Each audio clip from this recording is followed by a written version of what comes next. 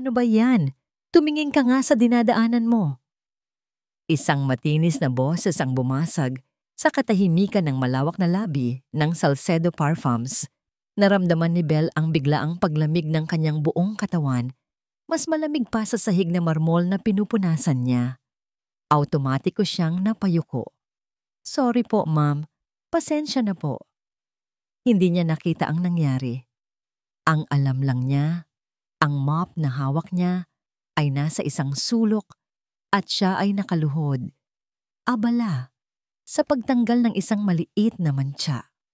Pero ang babaeng nakatayo ngayon sa harap niya, isang babaeng amoy, mamahaling bulaklak at balat, ay galit na galit. Anong sorry? Tingnan mo ang ginawa mo sa sapatos ko. This is Italian leather. Alam mo ba kung magkano to? Sigaw ng babae, sabay turo sa dulo ng kanyang stiletto na may maliit na patak ng tubig. Nanginginig ang mga kamay ni Belle habang pinupunasan ang sahig. Pasensya na po talaga, ma'am. Anong magagawa ng pasensya mo? Mababalik ba niya ng itsura ng sapatos ko? Ang bawat salita ay parang isang sampal. Naramdaman ni Belle ang mga tingin ng ibang empleyado at mga gwardiya. Para siyang isang langgam na natapakan sa gitna ng isang engrandeng bulwagan. Gusto niyang magpaliwanag na wala siyang kasalanan, pero alam niyang walang maniniwala sa isang janitress. Sa mundong ito na puno ng kumikinang na bote ng pabango at mga taong nakasuot ng disenyong damit, ang boses niya ay walang halaga. Sa susunod, mag-ingat ka. Mahirap na. Baka hindi mo kayang bayaran ang mga nasisira mo, sabi ng babae bago siya tuluyang tinalikuran at naglakad palayo na parang reyna. Naiwan si Belle na nakaluhod. Hawak ang basahan. Hindi ang kahihiyan ang pinakamasakit. Ito ay ang katotohanan sa likod ng mga salita ng babae. Ang katotohanan sa mundong ito, siya ay isa lamang hamak na tagalinis.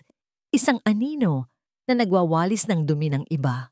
Dahan-dahan siyang tumayo, yumuko para hindi makita ng iba ang namumuong luha sa kanyang mga mata. At tahimik na tinulak ang kanyang cart papunta sa lugar kung saan siya nararapat. Sa dilim, malayo sa liwanag ng karangyaan. Hayaan mo na yung bruhang yun, Belle. Akala mo kung sino? Empleyado lang din naman. Si Tasha, ang nag-iisang kaibigan niya sa kumpanya, ang sumalubong sa kanya sa staff canteen. Inilapag nito ang isang baso ng malamig na tubig sa harap niya. Okay lang, Tasha, sanay na ako. Mahinang sagot ni Belle habang pinipilit ngumiti. Yan ang problema sa'yo Masyado kang mabait, sabi ni Tasha. Sabay upo sa tapat niya. Dapat sinagot mo. Sabihin mo, Ma'am, baka gusto niyong matutong tumingin sa dinadaanan niyo. Napangiti na lang si Belle. Kung gaano siya kahinahon, ganoon naman katapang si Tasha. Nakita mo ba to? Inilabas ni Tasha ang isang papel mula sa bulsa nito at inilatag sa mesa. Isang makulay na poster. Pangarap all-in-1 million pesos perfume contest. Basa ni Belle sa malalaking letra. Para sa lahat ng empleyado ng Salcedo Parfums, 1,000,000 piso. Parang huminto ang pag-ikot ng mundo ni Belle. 1,000,000 piso. Sapat na para maipagamot ang nanay niyang laging inuubo. Sapat na para makapag-aral muli ang mga kapatid niya. Sapat na para umalis sila sa maliit na kwartong inuupahan nila. Sali ka, sabi ni Tasha, na para bang sinasabi lang nito na bumili sila ng suka sa kanto. Natawa si Belle, isang tawang walang saya. Ano ka ba, Tasha? Para sa mga nasa lab yan, sa mga professional, janitress lang ako. So, empleyado ka pa rin. At teka nga, lumapit si Tasha at bumulong. Mas magaling ka pa sa kanila. Yung ginawa mong pabango para sa akin nung 1 linggo? Yung amoy sampagwita at ulan? Pinuri ng boss ko. Akala niya original na Salcedo. Naramdaman ni Belle ang pamilyar na pag-init ng kanyang pisngi. Totoo, mahilig siyang gumawa ng mga pabango, isang libangan. na natutunan niya mula sa kanyang ina, gamit ang mga murang essential oils na nabibili niya sa Quiapo at mga bulaklak mula sa bakuran ng kapitbahay. Nakakagawa siya ng mga kakaibang halimuyak. Pero iba ito. Ito ay Salcedo Parfums, ang pinakamalaking pangalan sa industriya. "Huwag mo akong tawanan, Belle. Seryoso ako," giit ni Tasha. "Ito na yung pagkakataon mo. Subukan mo lang. Wala namang mawawala." Natahimik si Belle. Tinitigan niya ang poster. ₱1,000,000. Isang pangarap na napakalayo. Parang isang bituin na kahit kailan ay hindi niya maaabot. Pag-uwi ni Belle sa kanilang maliit na kwarto sa isang masikip na eskinita, dala-dala pa rin niya ang poster na ibinigay ni Tasha. Diniretso niya ang tingin sa isang lumang baul na kahoy sa ilalim ng kanyang higaan. Ito lang ang tanging naiwan sa kanya ng kanyang ina, bukod sa mga alaala. Dahan-dahan niya itong binuksan. Isang amoy ng lumang papel at pinatuyong bulaklak ang sumalubong sa kanya. Sa loob nito, maingat na nakatago ang isang notebook na balot sa kupas na katad. Ang notebook ng kanyang ina. Nanginginig ang mga kamay niya habang binubuklat ang bawat pahina. Puno ito ng mga sulat kamay na formula, mga drawing ng iba't ibang uri ng halaman, at mga tula tungkol sa mga amoy. Para sa kanyang ina, ang paggawa ng pabango ay hindi isang trabaho. Ito ay sining. Ito ay mahika. Huminto siya sa isang pahina na may markang bituin. Alaala. Yan ang pangalan ng formula. Sa ilalim nito, isang maikling deskripsyon na isinulat ng kanyang ina. Hindi lamang ito isang amoy, kundi isang pakiramdam. Ang yakap ng isang ina, ang init ng unang pag-ibig, ang lungkot ng isang paalam. Lahat sa isang patak. Ito ang paboritong pabango ni Belle. Ang amoy na palagi niyang naaamoy sa kanyang ina noong bata pa siya. Isang amoy na matagal na niyang hindi nalalanghap. Napatingin siya sa poster, pagkatapos ay sa notebook. Ang mga salita ng babae kanina ay umalingaw-ngaw sa kanyang isip. "Janitress ka lang." Pero ang mga salita ng kanyang ina mula sa nakaraan ay mas malakas. Lahat sa isang patak. Isang desisyon ang nabuo sa kanyang puso. Hindi para sa pera, hindi para sa pangarap, kundi para sa alaala ng kanyang ina. Susubukan niya. Puno ng determinasyon, sinimulan niyang basahin ang mga sangkap. Sampagwita, ilang-ilang, vetiver, pamilyar ang lahat. Ngunit nang marating niya ang huling sangkap sa listahan, nanlamig ang kanyang mga kamay. Lagrima de luna, luha ng buwan. Ayon sa sulat ng kanyang ina, ito ay isang napakabihirang uri ng orchid na namumulaklak lamang sa ilalim ng kabilugan ng buwan, at ang langis nito ay halos imposible nang mahanap ngayon. Nawalan siya ng pag-asa. Paano niya ito hahanapin? Ngunit may naalala siya. Sa ilalim ng notebook sa bowl, may isang maliit na kahon na balot sa pilus. Kinuha niya ito at maingat na binuksan. Sa loob, may isang maliit na bote na kristal. Naglalaman ito ng ilang patak ng isang langis na kumikinang na parang likidong perlas. Isang maliit na piraso ng papel ang nakasabit dito na may sulat kamay ng kanyang ina. "Ang huling sangkap. Gamitin mo sa pinaka-espesyal na pagkakataon. Ito na lang ang natitira." Ang puso ni Belle ay nagsimulang kumabog ng malakas. Sapat na kaya ito? Paano kung masayang lang niya ang huling pamana ng kanyang ina para sa isang pangarap na suntok sa buwan? Nakatayo si Adrius Salcedo sa likod ng salaming pader ng kanyang opisina, tanaw ang buong lungsod ng Makati. Para sa kanya, ang lahat ay numero, estratehiya at resulta. Ang pag-ibig, damdamin, at lalo na ang mga alaala. Ang mga ito ay bagay na nagpapahina sa isang negosyo.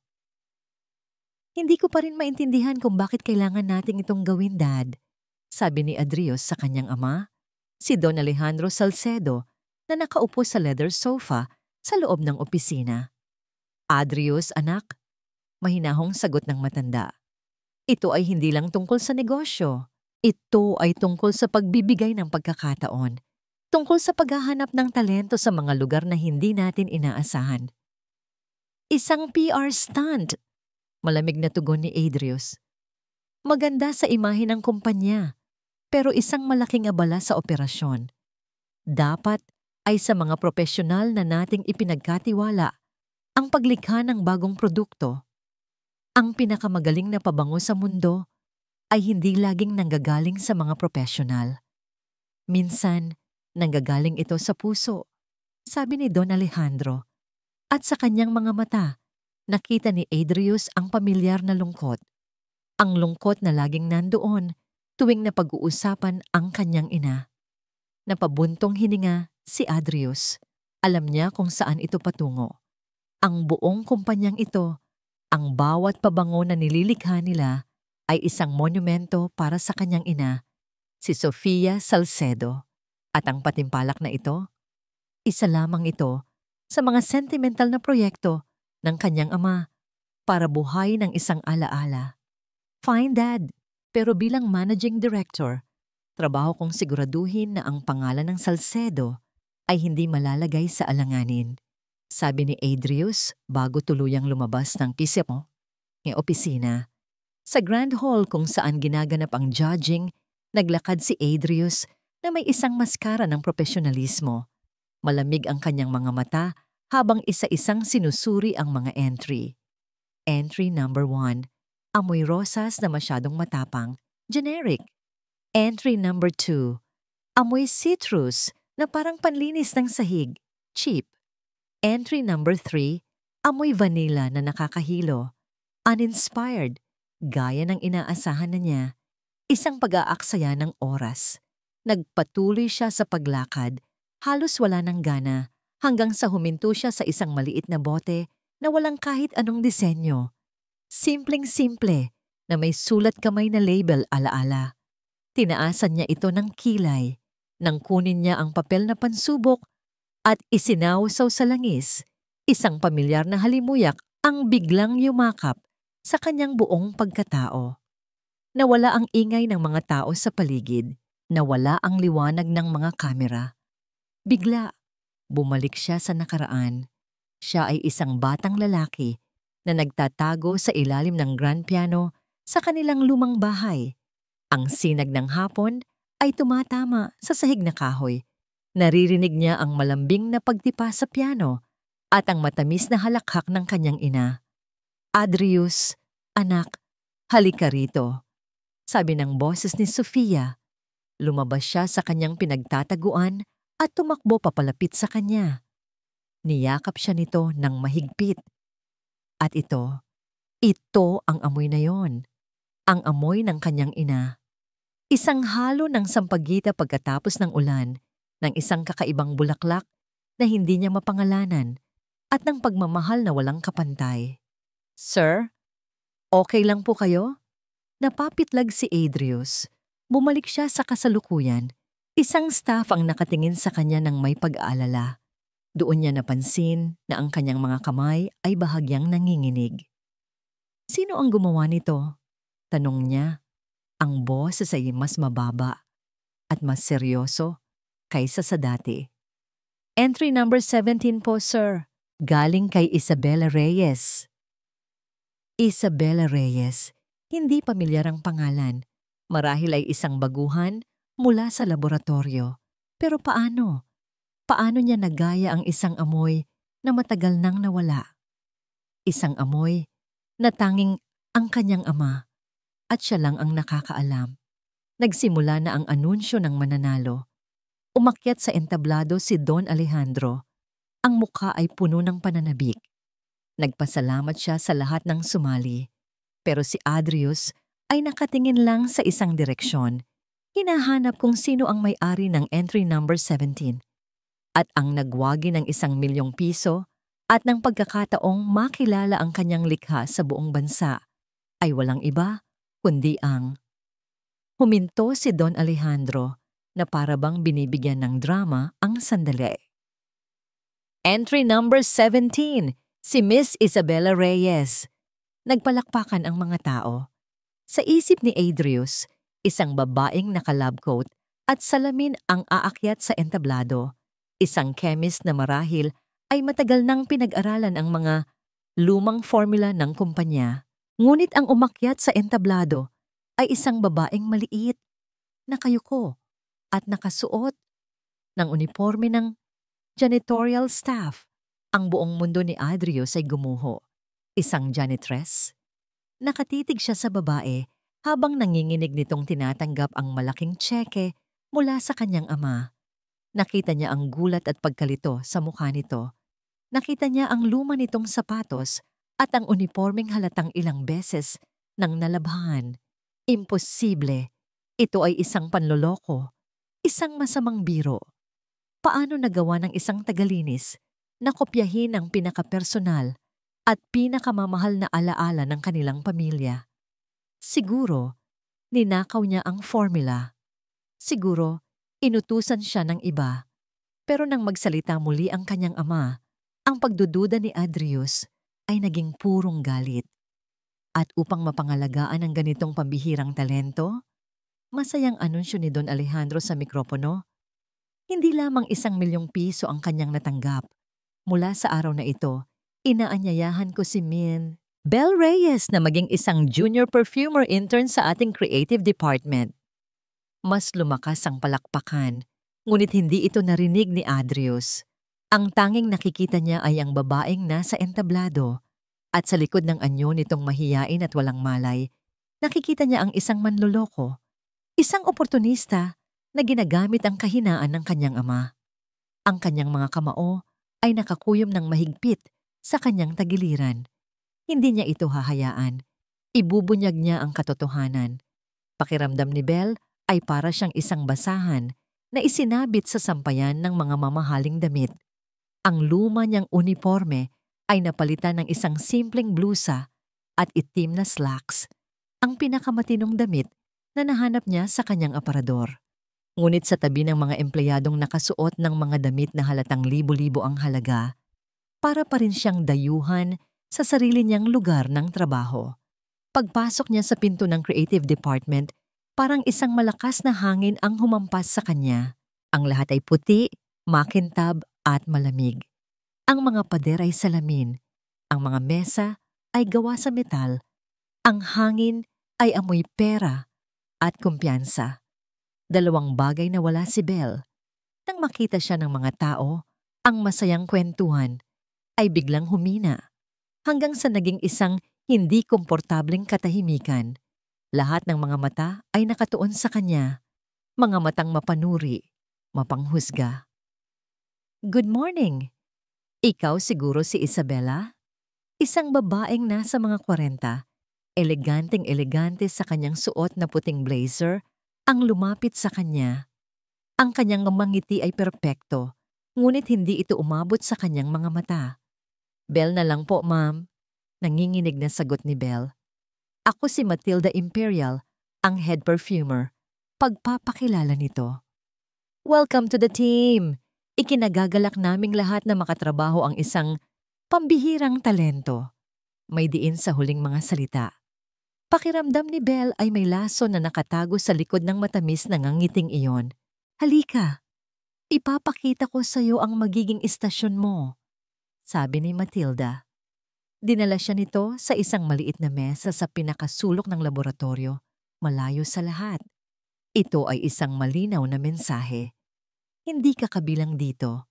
Bago pa man makapag-ayos si Bel, isang anino ang tumabon sa kanya. Naramdaman niya ang pamilyar na kaba sa kanyang dibdib. Si Adrius Salcedo.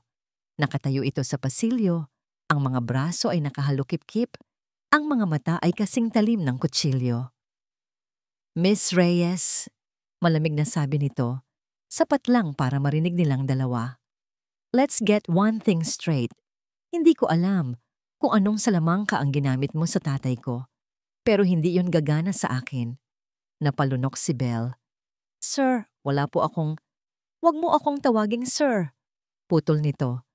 Hindi tayo magka-level. Tandaan mo ito. Isang maling galaw mo lang, isa lang pagkakamali. At sisiguraduhin kong babalik ka sa pagpupunas ng sahig kung saan ka nababagay. Hindi na niya hinintay ang sagot ni Belle. Tinalikuran na niya ito at naglakad palayo.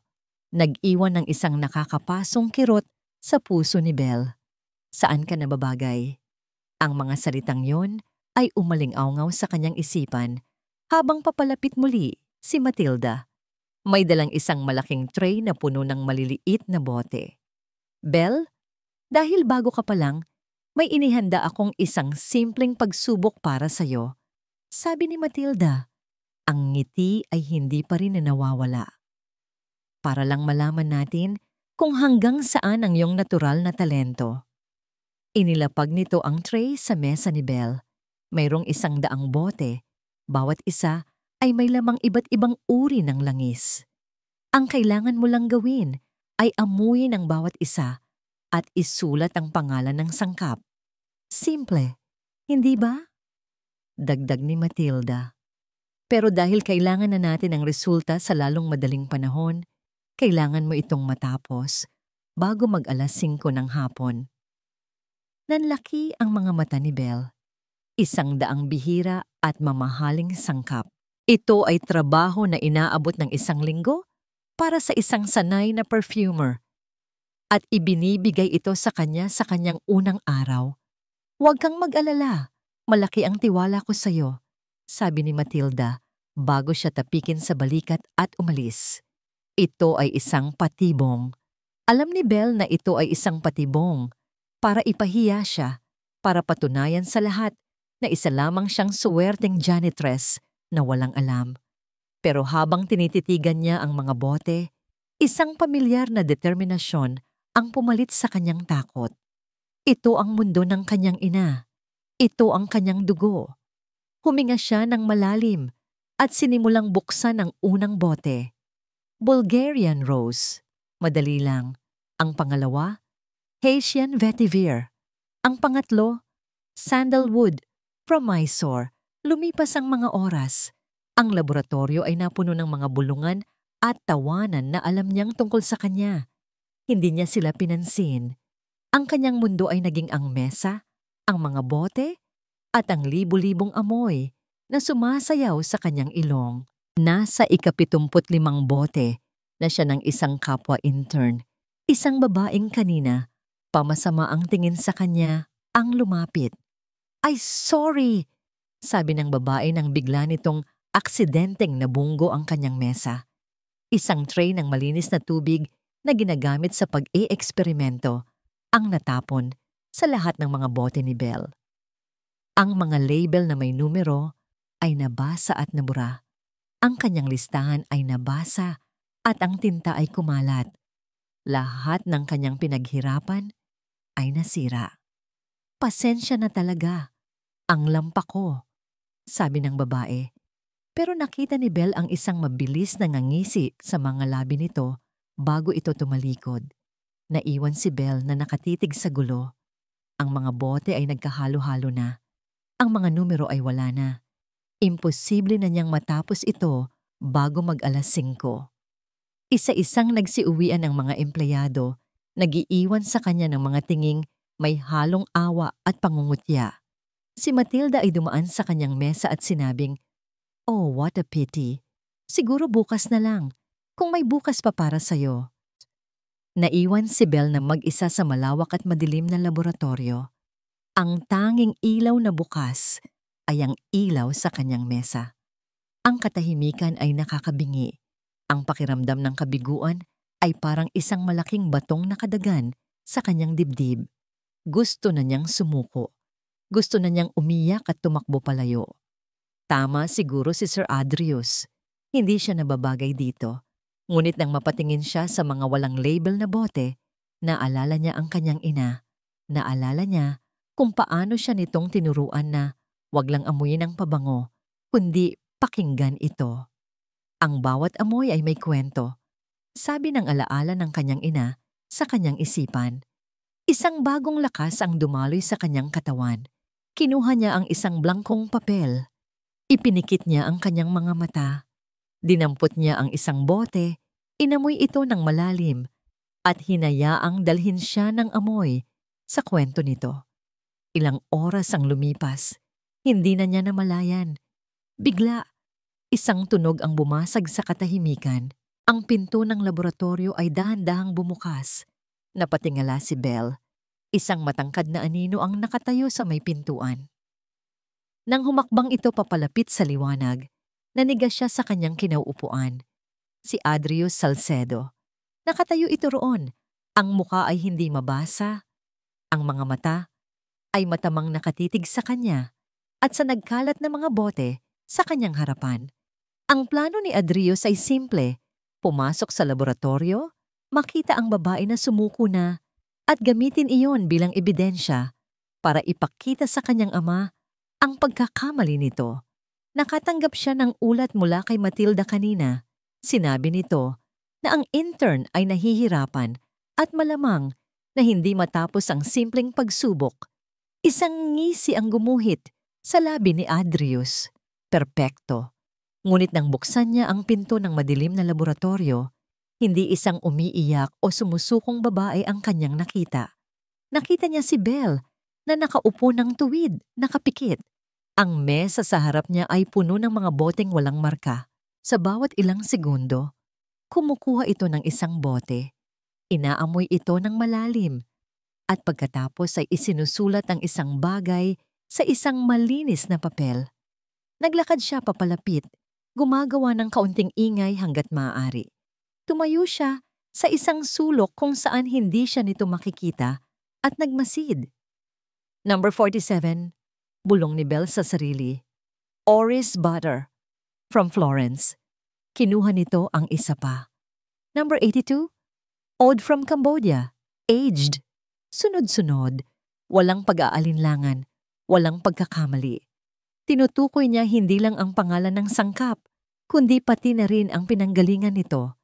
Isang kakayahan na tanging mga pinakamagagaling na master perfumer lang ang mayroon. Napatanga si Adrius. Imposible. Ito ay isang kasinungalingan. Siguro may kodigo siya. Siguro may nakatagong listahan. Ngunit wala. Tanging siya, ang mga bote, at ang kanyang ilong. Nagpatuloy siya sa panonood. Ang kanyang pagdududa ay dahan-dahang napapalitan ng isang damdamin na hindi niya maintindihan. Paghanga, pagkagulat. Nang matapos ni Belle ang huling bote, isang malalim na buntong hininga ang pinakawalan nito. Dahan-dahan itong sumandal sa kanyang upuan. Pagkatapos ng ilang sandali, ang ulo nito ay unti-unting bumagsak sa kanyang mga braso na nakapatong sa mesa. Nakatulog ito sa sobrang pagod. Sa katahimikan ng laboratorio, sa ilalim ng malamlam na ilaw, hindi na siya si Isabella Reyes, ang janitress. Siya ay isang babae, pagod at mahina. Isang bagay sa loob ni Adrius ang kumilos, isang bagay na hindi pamilyar. Hindi ito galit, hindi rin pagkaini. Ito ay pagkalito. Lumapit siya sa mesa. Tinitigan niya ang listahan. Perpekto. Walang mali.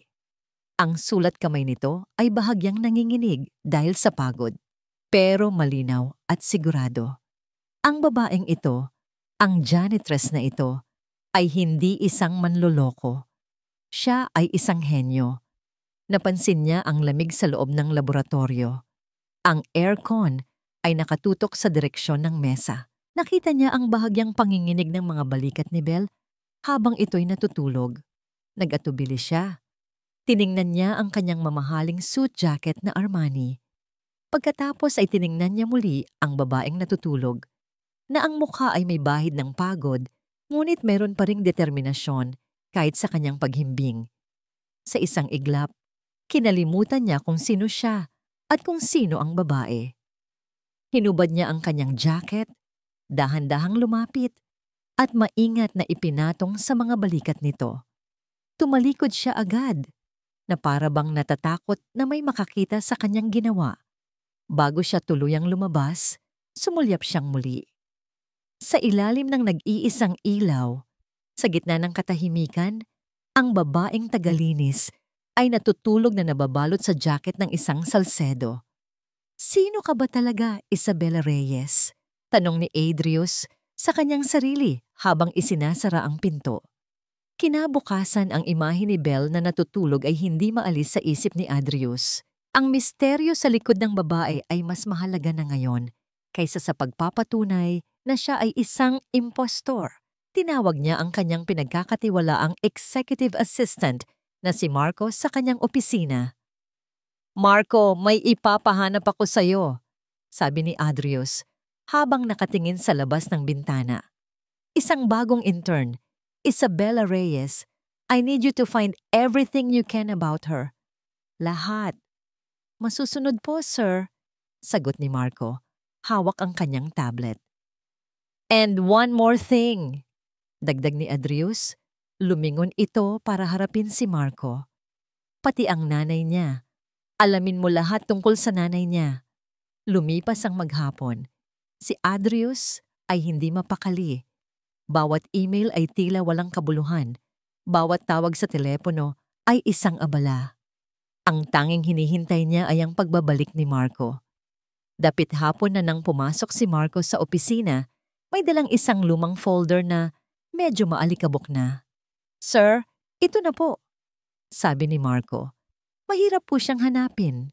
Simple lang ang buhay niya. Walang kahit anong hindi pangkaraniwan. Pero may nakita po ako sa mga lumang file ng kumpanya. Lumapit si Adrius. Binuksan ni Marco ang folder. Sa loob ay mga papel na naninilaw na dahil sa katagalan.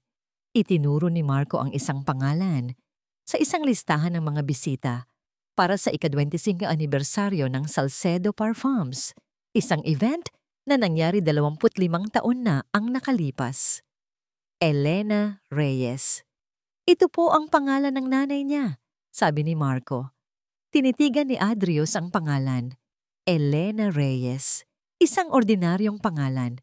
Ngunit ano ang ginagawa nito sa isang event ng Salcedo? "Mayroon pa ba?" tanong ni Adrius. Ang boses ay puno ng pag-asam. Tumango si Marco at kinuha ang isang sobre sa loob ng folder. Mula rito, inilabas niya ang ilang mga lumang litrato. Isa-isang tiningnan ni Adrius ang mga ito. Mga larawan ng kanyang ama na mas bata pa, mga executive na hindi na niya kilala, at ang kanyang ina. Napakaganda at napakasaya ni Sofia Salcedo sa mga litratong yon. Isang pamilyar na kirot ang naramdaman niya sa kanyang puso. At pagkatapos, huminto ang kanyang mundo. Sa isang litrato, ang kanyang ina ay tumatawa ng malakas. Ang braso ay nakaakbay sa isang babae. Isang babaeng may simpleng nangiti, mahabang itim na buhok, at mga matang puno ng pangarap. Isang babaeng kamukhang kamukha ni Belle. Ang pagkakahawig ay hindi maikakaila. Hinawakan ni Adrius ang litrato na parabang ito ay gawa sa marupok na salamin. Ang lahat ng kanyang teorya, lahat ng kanyang hinala ay biglang gumuho.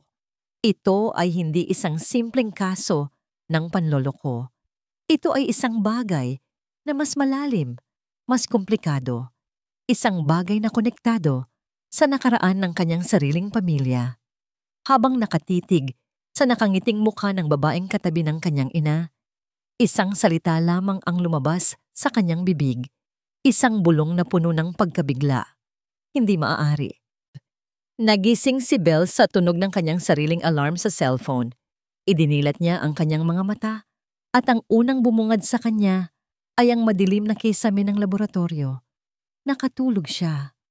Agad siyang napabalikwas ng upo at isang bagay na mabigat at malambot ang nahulog mula sa kanyang mga balikat. Isang itim na suit jacket. Amoy, mamahaling pabango ng lalaki. Pinulot niya ito.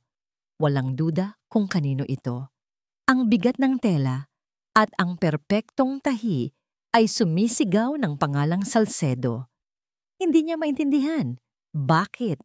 Bakit gagawin ito ng isang taong galit na galit sa kanya? Bago pa man niya masagot ang tanong sa kanyang isip, bumukas ang pinto ng laboratorio at pumasok si Matilda. Kasunod ang ilang empleyado. Ang ngiti ni Matilda ay kasing lamig ng hangin sa umaga. "Good morning, Belle." I trust you had a good night's rest? Tanong nito. Ang boses ay puno ng sarkasmo. Nasaan na ang listahan? I'm sure my father, Don Alejandro, would be very interested to see your results. Walang imik. Kinuha ni Belle ang papel mula sa mesa at iniabot ito kay Matilda. Kinuha rin niya ang jacket ni Sir Adrius at maingat na itinupi sa isang tabi. Habang binabasa ni Matilda ang listahan, ang ngiti sa kanyang mukha ay unti-unting nawala. Ang kanyang mga mata ay nanlaki sa bawat pangalan ng sangkap na nakasulat. Perpekto. Walang pagkakamali. Saan mo ito nakuha? Mahinang tanong ni Matilda. Ang boses ay naging matalim. Inamoy ko po, ma'am. Simpleng sagot ni Bella. Nakita ni Belle ang bahagyang panginginig ng panga ni Matilda at ang mabilis na pagkuyom ng kamao nito sa kanyang tagiliran. Isang mabilis na kislap ng purong galit ang dumaan sa mga mata nito bago ito muling ngumiti ng pilit. Very impressive, sabi ni Matilda, sabay hagis ng papel sa mesa. Mukhang meron ka ngang swerte. Tumalikod ito at umalis. Nag-iwan ng isang mensaheng malinaw. Hindi pa tapos ang laban, pero hindi na natakot si Belle. Sa kauna-unahang pagkakataon, naramdaman niya na mayroon siyang sandata, ang kanyang talento. Tanghali na, nang lapitan siya ng taong pinakaiiwasan niya. Belle. Ang boses ni Adrius Salcedo ay iba na ngayon. Wala na ang lamig. Wala na ang pangungutya. Mayroon itong bigat. Isang bagay na hindi maipaliwanag ni Belle. Dahan-dahan siyang lumingon. Sir, sabi niya, sabay abot ng nakatuping jacket. Salamat po dito. Kinuha ito ni Adrius nang hindi man lang tinitingnan. Ang kanyang mga mata ay nakatutok sa mukha ni Belle. Samahan mo ako. May kailangan kang makita, sabi nito. Nag-aalangan man, sumunod si Belle. Dinala siya ni Adrius hindi sa opisina nito, kundi sa isang lumang library sa loob ng gusali na bihirang puntahan ng mga empleyado. Sa gitna ng isang malaking mesa, may nakalatag na isang lumang litrato. Kilala mo ba siya? Tanong ni Adrius. Itinuturo ang isang babae sa litrato. Lumapit si Belle. Ang litrato ay kupas na, ngunit ang mga ngiti ng mga tao dito ay malinaw pa rin. At doon, sa tabi ng isang napakagandang babae na alam niyang si Sofia Salcedo, ay ang mukha ng kanyang ina.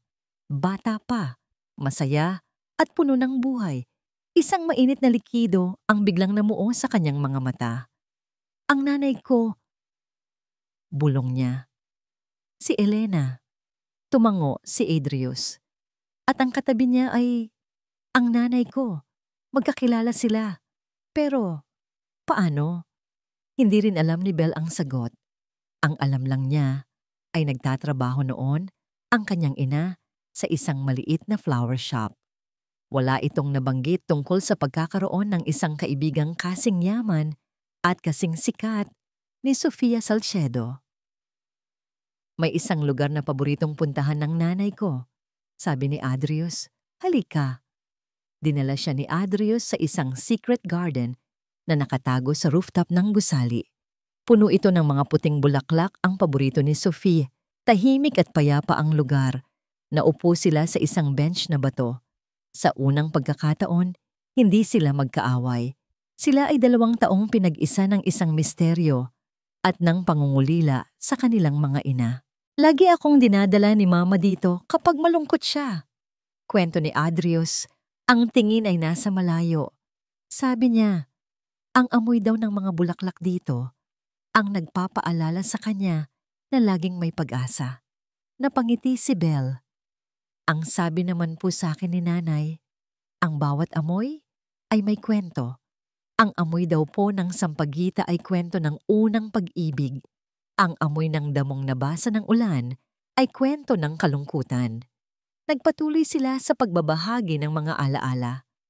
Kwento tungkol sa paboritong pagkain ng kanilang mga ina, sa kanilang mga halakhak, sa kanilang mga pangarap. Nalaman ni Belle na si Sofia ay hindi lang isang magandang mukha sa mga bote ng pabango. Siya ay isang ina na mahilig kumain ng sorbetes kahit bawal. Nalaman ni Adrius na si Elena ay hindi lang isang simpleng ina. Siya ay isang babaeng kayang gawing pabango ang amoy ng kaligayahan. Ang hirap po ng buhay namin noon. Pag-amin ni Belle, ang boses ay bahagyang pumiyok. May mga araw na halos wala kaming makain. Pero kahit kailan, hindi nawala ang nangiti sa mukha ni nanay. Sabi niya, habang may mga bulaklak at may mga pangarap, hindi kami magiging tunay na mahirap. Naramdaman niya ang unti-unting pag-init ng kanyang mga mata. Bigla, naramdaman niya ang isang mainit na kamay na dumapo sa ibabaw ng kamay niya. Nagulat siya. Napatingin siya kay Adrius. Nakatingin din ito sa kanya. Ang mga mata ay wala ng bakas ng pagdududa, kundi puno ng isang emosyon na hindi niya mabasa.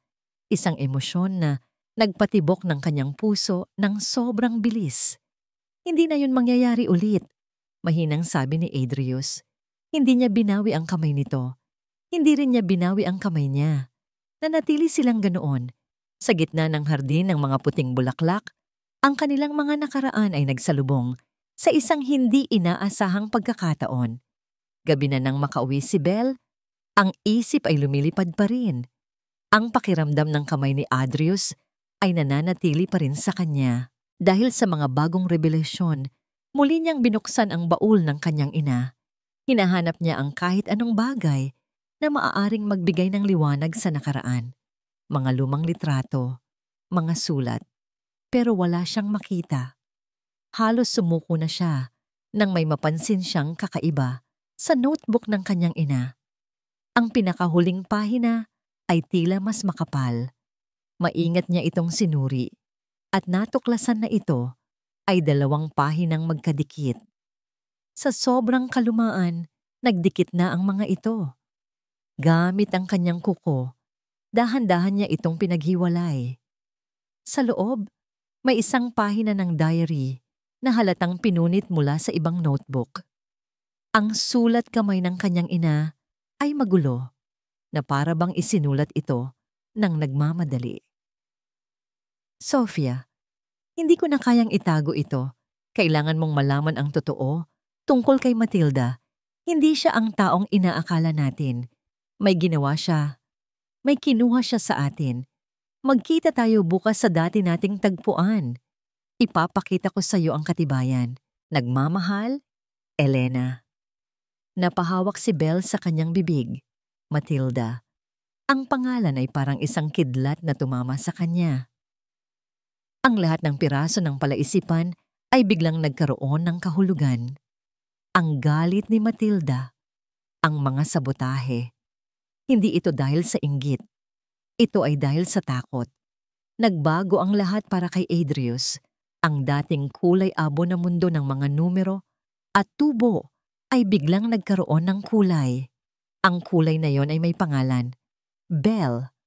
Sa mga sumunod na araw, naging anino niya si Belle sa loob ng laboratorio. Hindi na bilang isang intern na pinaparusahan, kundi bilang isang kasama, isang katuwang. Pinag-aaralan nilang dalawa ang ala-ala. Sinusubukang i-develop ito para maging isang produkto na handa ng ilunsadsad sa merkado. Kailangan pa natin ng konting sparkle sa dulo, sabi ni Adrius habang inaamoy ang isang bagong sample. Parang may kulang. Alam ko po, sagot ni Belle, sabay kuha ng isang maliit na bote ng pink peppercorn oil. Subukan nating lagyan ng isang patak nito para siyang isang masayang sorpresa.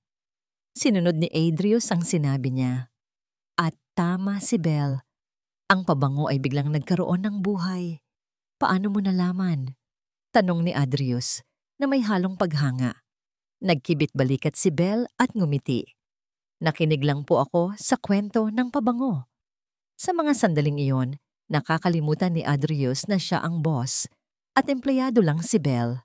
Para silang 2 artist na nagsasama ng kanilang mga ideya para lumikha ng isang obra maestra. May mga pagkakataong nagkakatinginan sila at sabay natatawa. May mga pagkakataong nagkakadikit ang kanilang mga kamay habang inaabot ang isang bote at isang kuryente ang biglang dadaloy sa kanilang dalawa. Nakikita at naririnig ni Adrius ang mga bulungan sa kanilang paligid. Alam niyang pinag-uusapan sila, pero wala siyang pakialam. Lingid sa kaalaman niya, may isang taong hindi lang nakikinig sa mga bulungan. Si Matilda Imperial ay nagmamasid mula sa kanyang opisina na parang isang gagambang naghihintay sa tamang oras para umatake. Nakikita niya ang bawat ngiti, bawat tingin, at alam niya, kapag hindi siya kumilos, malapit nang mabunyag ang lahat ng kanyang mga kasinungalingan. Isang hapon, habang abala si Adrius sa isang meeting, lumapit si Matilda kay Belle sa laboratorio. "Belle, iha," sabi nito. Ang boses ay matamis na parang pulot. "Nakikita ko ang pag-unlad ninyo ni Sir Adrius. Nakakatuwa." "Salamat po, Ma'am Matilda," magalang na sagot ni Belle. "May gusto lang sana akong ibahagi sa'yo," sabi ni Matilda, sabay abot ng isang itim na USB flash drive. Ito ay isang research tungkol sa mga bagong trends sa European market. Baka makatulong sa inyo. Pag-aralan mo, ha? "Talaga po? Salamat po ng marami," sabi ni Belle, buong pusong tinanggap ang USB. Ang kabaitan na ipinapakita ni Matilda ay nagbibigay sa kanya ng pag-asa na marahil nagkamali lang siya ng basa sa sulat ng kanyang ina. Kinabukasan, isang emergency meeting ang ipinatawag ni Don Alejandro. Pagpasok ni Adrius sa boardroom, naramdaman niya agad ang bigat sa hangin. Ang kanyang ama ay nakaupo sa dulo ng mesa. Ang muka ay seryoso. Si Matilda ay nandoon. Ang muka ay puno ng pag-aalala. Ang iba pang mga board member ay nagbubulungan. "Anong nangyayari, Dad?" tanong ni Adrius. "May problema tayo, anak," sabi ni Don Alejandro. Isang malaking problema. Inilatag ni Matilda ang isang tablet sa mesa. Ang nakadisplay ay isang email mula sa kanilang pinakamalaking katunggali, ang La Viscondesa Perfumes. "Nakatanggap kami nito kaninang umaga," sabi ni Matilda. Sinasabi nila na salamat sa regalo. Ang regalo? Ang kumpletong formula ng ating pinakabagong proyekto, ang Project White Orchid. Nanlamig si Adrius. Ang Project White Orchid, ang pinakasikretong proyekto ng kumpanya. Isang pabango na 5 taon nilang binuo. Paano nila nakuha yon? Galit na tanong ni Adrius. "Ang formula na yan ay nasa isang high-security server lang. Doon na nga tayo papunta," sabi ni Matilda. Ang tingin ay puno ng lungkot. "Nag-utos ako ng isang security check at natuklasan namin na may isang hindi autorisadong pag-access sa server kahapon mula sa isang computer dito sa laboratorio." Ipinakita ni Matilda ang isang security report at doon nakalagay ang pangalan ng terminal, Creative Lab Station number 12, ang istasyon ni Belle. "Hindi!" bulong ni Adrius. "Hindi niya magagawa yan." "Adrius, mayroon pa," malungkot na sabi ni Matilda. Kinuha nito ang isang folder. "Nag-request din ako ng kopya ng CCTV footage." Pinindot niya ang play button. Sa screen, malinaw na nakita nila si Belle na nakaupo sa kanyang istasyon. Kinuha nito ang isang itim na USB at isinaksak sa kanyang computer. Ilang minuto itong nag-type bago muling tinanggal ang USB at itinago sa kanyang bag. At ito pa ang pinakamasakit, sabi ni Matilda, sabay labas ng isang papel mula sa folder. Isang bank statement. Isang hindi kilalang deposito sa account ni Miss Reyes. 500,000 piso. Kahapon din. Bawat piraso ng ebidensya ay parang isang suntok sa sikmura ni Adrius. Ang USB, ang video, ang pera. Lahat ay nagtuturo sa iisang tao. Pero ang isip niya ay sumisigaw. Hindi. Hindi si Belle. Ang Belle na nakilala niya sa hardin. Ang Belle na may mga matang nangungusap tungkol sa mga pangarap.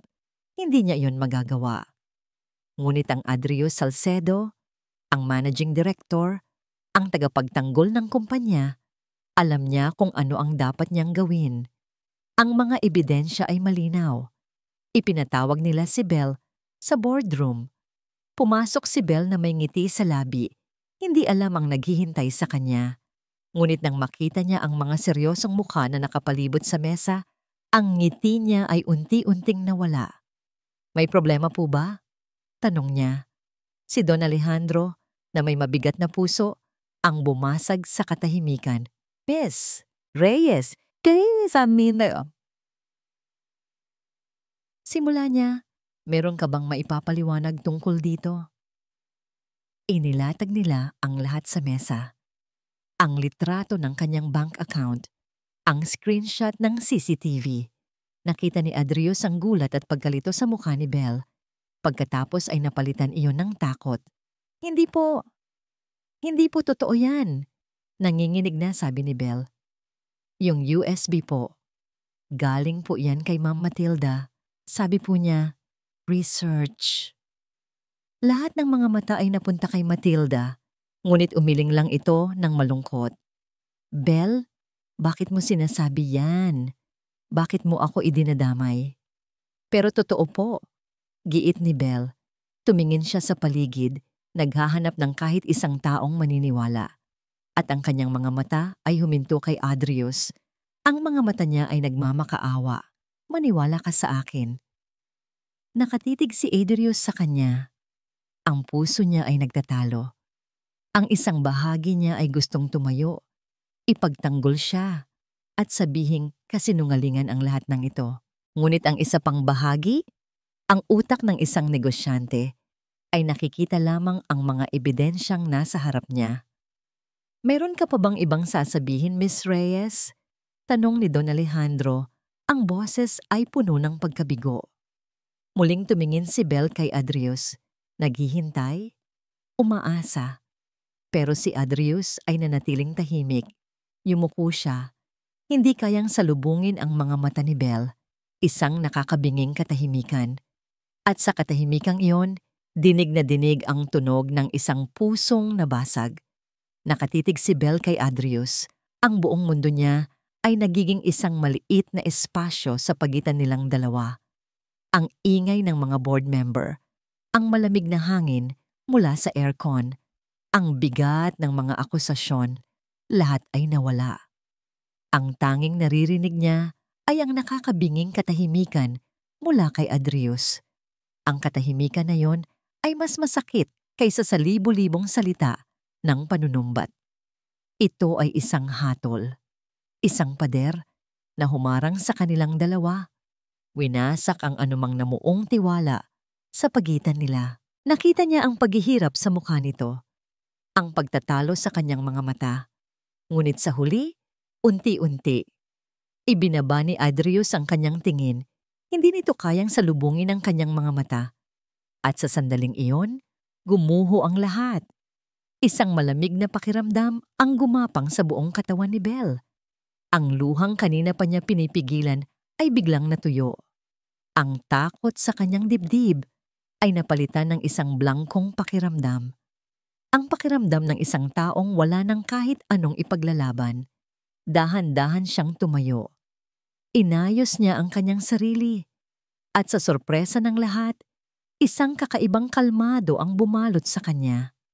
"Hindi ko na po kailangang magpaliwanag," sabi ni Belle. Ang boses ay nanginginig ngunit buo. "Hindi ko na po kailangang ipagtanggol ang sarili ko sa isang lugar kung saan ang hatol ay naibigay na bago pa man marinig ang aking panig." Tumingin siya kay Don Alejandro. Ang mga mata ay puno ng paggalang ngunit may bahid ng sakit. "Nagpapasalamat po ako sa pagkakataong ibinigay ninyo, Don Alejandro, pero tinatapos ko na po ito." Pagkatapos ay tumingin siya sa huling pagkakataon kay Adrius na ngayon ay nakatingala na sa kanya. Ang mukha ay puno ng pagsisisi, ngunit huli na ang lahat.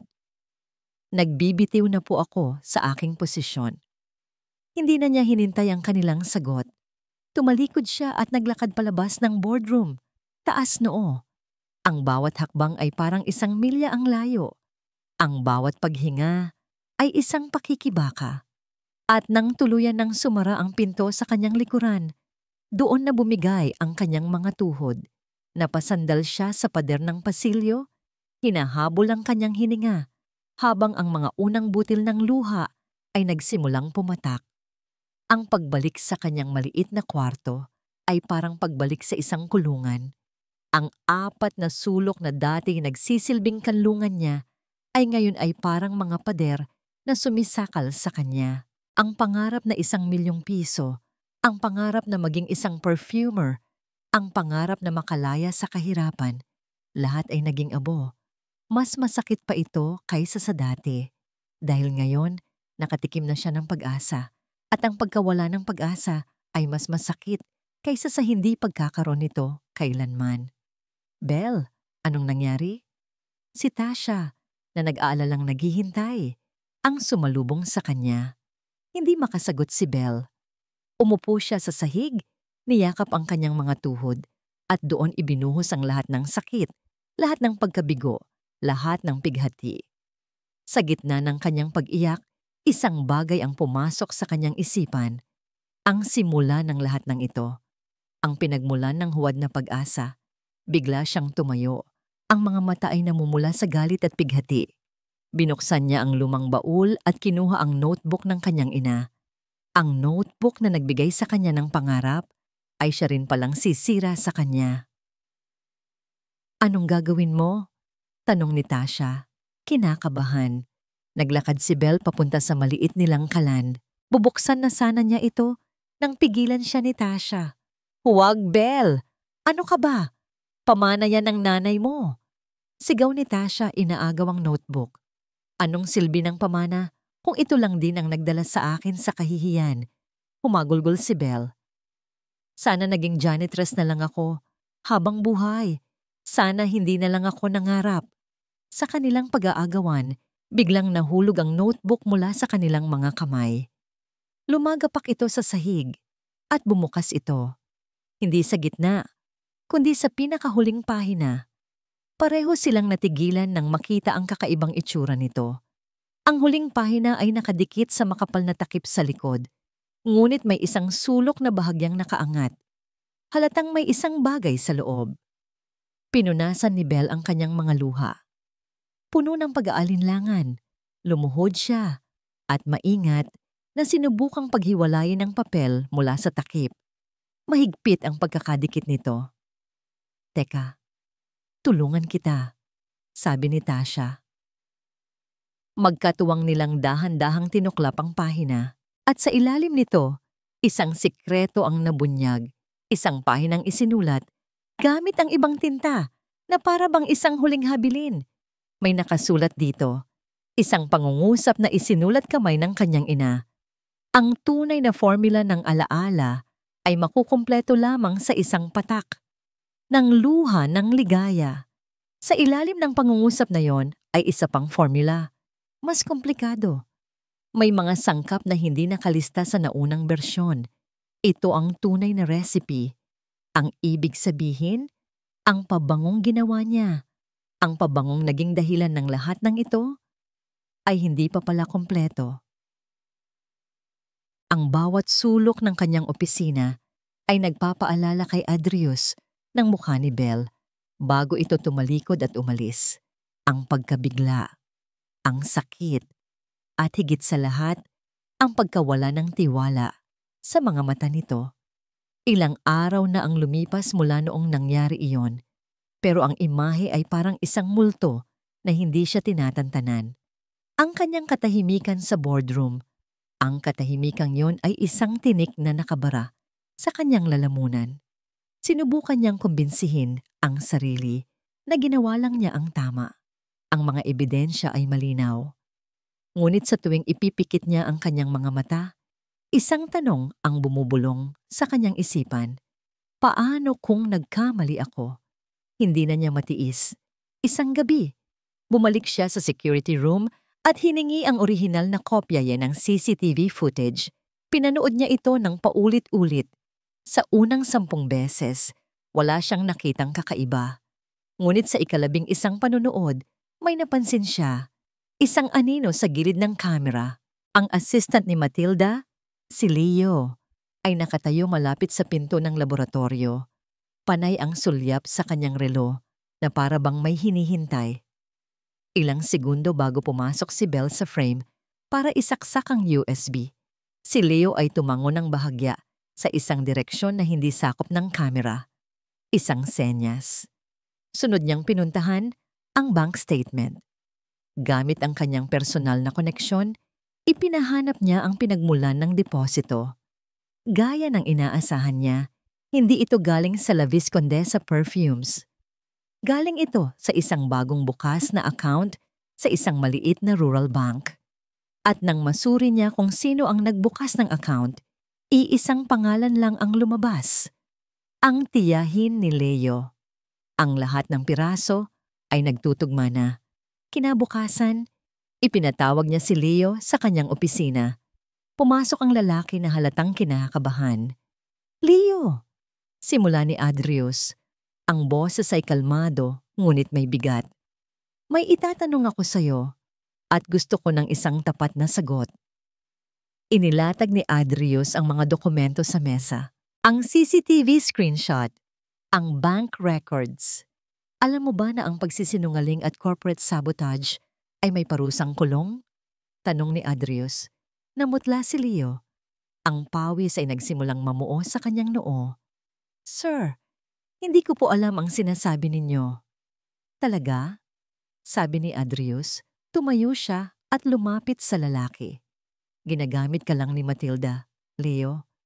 Sa oras na wala ka ng silbi, itatapon ka lang din niya. Pero ako, kaya kitang tulungan. Sabihin mo sa akin ang totoo at gagawin ko ang lahat para gumaan ang parusa mo." Doon na bumigay si Leo. Umiyak ito at inamin ang lahat. Inutusan siya ni Matilda na i-frame up si Belle. Siya ang nag-download ng lihim na formula sa USB. Siya ang nagdeposito ng pera. Lahat ay plano ni Matilda. Habang nangyayari ang lahat ng ito sa opisina ni Adrius, isang pamilyar, ngunit mas matapang na figura, ang muling pumasok sa malawak na lobby ng Salcedo Parfums. Si Belle. Hindi na siya nakayuko. Hindi na siya umiiwas ng tingin. Naglakad siya ng diretso sa reception desk. "Kailangan kong makausap si Don Alejandro Salcedo at si Ma'am Matilda Imperial," sabi niya. Ang boses ay matatag. "Sabihin ninyo, tungkol ito sa tunay na pabango ni Sofia Salcedo." Ang pangalan ay may bigat. Pagkatapos ng ilang sandali, isang utos ang bumaba. Pinapatawag si Belle sa boardroom. Pagpasok niya, nandoon na si Don Alejandro at si Matilda. Ang mukha ni Don Alejandro ay malungkot. Ang mukha ni Matilda ay puno ng pagtataka at pagkainis. "Anong ibig sabihin nito, Miss Reyes?" tanong ni Matilda. Hindi siya pinansin ni Belle. Naglakad siya papunta sa mesa at inilapag ang kanyang daladalang bag. Mula rito, inilabas niya ang ilang maliliit na bote ng essential oils at 2 blangkong lalagyan. "Nandito po ako para patunayan na ang pabangong napanalunan ko, ang pabangong kinikilala ninyong Alma de Sofia, ay isang bersyon na hindi pa kompleto," sabi ni Belle. Ang tingin ay nakatuon kay Don Alejandro. Natawa si Matilda. "Anong pinagsasabi mo? Nababaliw ka na ba?" "Gagawin ko po sa harap ninyo," sabi ni Belle. "Una, ang pabangong alam ninyong lahat. Mabilis at sanay ang kanyang mga kamay. Pinaghalo niya ang mga sangkap mula sa alaala. Pagkatapos ng ilang sandali, ang pamilyar na amoy ng alaala ay pumuno sa silid. Ito po, sabi ni Belle. Iniabot ang sample kay Don Alejandro. Inamoy ito ng matanda at tumango. Ito nga.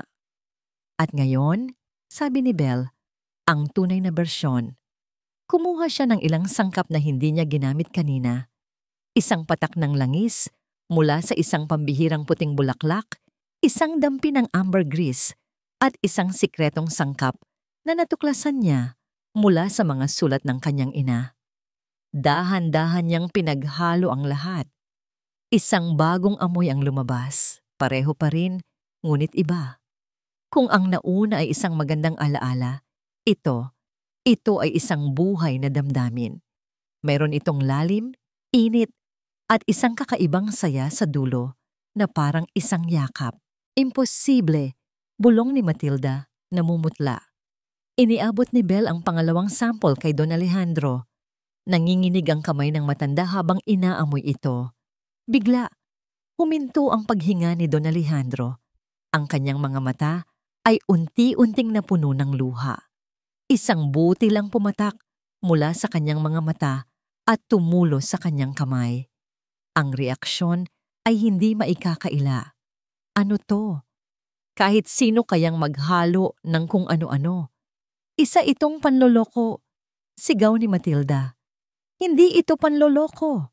Isang malakas na boses ang pumutol sa lahat. Bumukas ang pinto ng boardroom at pumasok si Adrius. Hawak niya ang isang folder. Sa likod niya ay si Leo, nakayuko at nanginginig. Ang totoong manloloko, sabi ni Adrius. Ang mga mata ay nag-aapoy habang nakatitig kay Matilda, ay ikaw. Inilatag niya ang lahat. Ang confession ni Leo. Ang mga ebidensya, ang kwento ng pagnanakaw ng formula, 25 taon na ang nakalipas. Hindi na makapagsalita si Matilda. Lahat ng kulay ay nawala sa kanyang mukha. Siya ay na-corner, ngunit hindi na siya pinapansin ni Don Alejandro. Ang kanyang buong atensyon ay nasa maliit na bote na hawak niya. Muli niya itong inamoy, ipinikit ang kanyang mga mata na para bang dinadama ang isang nawawalang kaluluwa. Ito, bulong niya. Ang boses ay basag sa gitna ng isang paghagulhol. Ito ang kaluluwa ni Sofia. Walang salitang lumabas sa bibig ni Matilda. Ang kanyang maskara ng eleganya at kapangyarihan ay tuluyan ng nabasag. Inilalantad ang totoong mukha sa ilalim nito. Isang mukha ng inggit, takot at kabiguan. Tahimik siyang sinamahan ng mga gwardiya palabas ng boardroom, isang reyna na nawalan ng korona. Ang kanyang paghahari na binuo sa kasinungalingan ay nagwakas na. Nang sila na lang ang natira, isang mabigat na katahimikan ang bumalot sa silid. Si Don Alejandro ay nakaupo pa rin, hawak ang bote ng pabango na parang isang banal na relikya. Si Belle ay nakatayo sa isang tabi. Hindi sigurado kung ano ang susunod na mangyayari. At si Adrius ay nakatitig kay Belle. Ang kanyang mga mata ay puno ng mga salitang hindi niya masabi. Patawad, iha. Ang boses ni Don Alejandro ang bumasag sa katahimikan. Tumayo siya at dahan-dahang lumapit kay Belle. Patawarin mo ako sa aking pagkabulag, sabi niya. Ang mga mata ay puno ng pagsisisi. At patawarin mo kami sa lahat ng sakit na idinulot namin sa iyong ina, si Elena. Isa siyang tunay na alagad ng sining at isang tapat na kaibigan. Hindi namin siya dapat pinagdudahan. Umiling si Belle. Isang maliit na ngiti ang sumilay sa kanyang mga labi. Ang mahalaga po ay nalaman ninyo ang totoo at naibalik po natin ang tunay na alaala ni Ma'am Sofia. Isang press conference ang ipinatawag kinabukasan. Sa harap ng buong media, buong kababaang loob na inamin ni Don Alejandro ang pagkakamali ng kumpanya. Ikinuwento niya ang totoong istorya sa likod ng pabango, ang kwento ng pagkakaibigan nina Sofia Salcedo at Elena Reyes. At doon, sa harap ng lahat, formal niyang ipinakilala si Belle, hindi bilang isang intern, kundi bilang ang bagong head perfumer na mamumuno sa paglulunsad ng kanilang pinakabagong produkto. Ang pangalan ng pabango, Elena and Sofia. Isang pagkilala sa dalawang babaeng pinag-isa ng pangarap at pinaghiwalay ng kasakiman. Nang matapos ang magulong araw, hinanap ni Adrius si Belle. Natagpuan niya ito kung saan nagsimula ang kanilang pagbabago. Sa hardin sa rooftop. Nakatayo si Belle, nakatingin sa mga puting bulaklak habang papalubog ang araw. Belle! Mahinang tawag ni Adrius. Lumingon si Belle. Wala nang sakit sa kanyang mga mata. Tanging isang payapang pagtanggap. Lumapit si Adrius. Bawat hakbang ay may bigat ng pagsisisi. Wala akong ibang masabi, kundi sorry. Simula niya. Naging duwag ako. Hinayaan kong talunin ng pagdududa ang puso ko. Hinayaan kong masira ko ang tiwalang sinimulan mong ibigay sa akin. At kung hindi mo ako mapapatawad, maiintindihan ko. Tinitigan siya ni Belle ng matagal. Pagkatapos, isang tanong ang lumabas sa kanyang bibig. Bakit mo hinubad ang jacket mo nung gabing iyon? Natigilan si Adrius. Hindi niya inaasahan ang tanong. Dahil nakita kong nilalamig ka. Hindi, sabi ni Belle. Umiling ito ng bahagya. Hinubad mo yon. Dahil sa kabila ng lahat ng hinala mo, may isang bahagi sa'yo na nakakita sa akin. Hindi sa janitress, hindi sa suspect. Nakita mo ang totoong ako. Kahit sandali lang. Tumango si Adrius, hindi makapagsalita. Pinapatawad na kita, Adrius, sabi ni Belle. Dahil ang bahaging yon ng puso mo, yun ang pinili kong paniwalaan. Isang malaking bigat ang nawala sa dibdib ni Adrius. Sa sobrang pasasalamat at sa bugso ng kanyang nararamdaman, ginawa niya ang isang bagay na matagal na niyang gustong gawin. Dahan-dahan niyang inilapit ang kanyang mukha sa mukha ni Belle. Hinawakan niya ang pisngi nito at sa ilalim ng papalubog na araw, sa gitna ng hardin ng kanilang mga ina, hinalikan niya ito. Isang halik na nagsasabi ng lahat ng patawad. Isang halik na nangangako ng isang bagong simula. Makalipas ang ilang buwan, ang Elena and Sofia ay naging pinakamatagumpay na produkto sa kasaysayan ng Salcedo Parfums. Ang kwento sa likod nito ay umantig sa puso ng milyon-milyong tao. Isang umaga, pumasok si Belle sa dating opisina ni Matilda. Ngayon, opisina na niya ito. Sa pader. Sa halip ng mga litrato ng mga parangal, nakasabit ang nag-iisang litrato. Ang litrato ng dalawang ina na masayang magkaakbay. Pumasok si Adrius. May dalang 2 tasa ng kape. Ngumiti siya nang makita ang tinitingnan ni Belle. Iniisip siguro nila, kung nasaan man sila ngayon, na sa wakas, natupad na ang pangarap nila. Sabi ni Adrius. Siguro, sagot ni Belle. Pero sa tingin ko, mas masaya sila dahil hindi lang pangarap nila ang natupad. Nakabuo rin sila ng isang bagong kwento. Inilapag ni Adrius ang kape at niyakap si Belle mula sa likuran. Ipinatong nito ang baba sa balikat ni Belle habang sabay nilang tinitingnan ang isang bagong disenyo ng bote sa kanyang mesa. Ready ka na ba para sa susunod nating obra maestra? Tanong ni Adrius. Humarap si Belle sa kanya. Ang mga mata ay kumikinang sa pagmamahal at kumpiyansa. Hindi na siya ang babaeng tagalinis na takot sa sarili niyang anino. Siya na si Isabela Reyes, isang pangalan na may sarili nitong halimuyak. Ang halimuyak ng katapangan, pag-ibig at isang bagong simula. Handang-handa na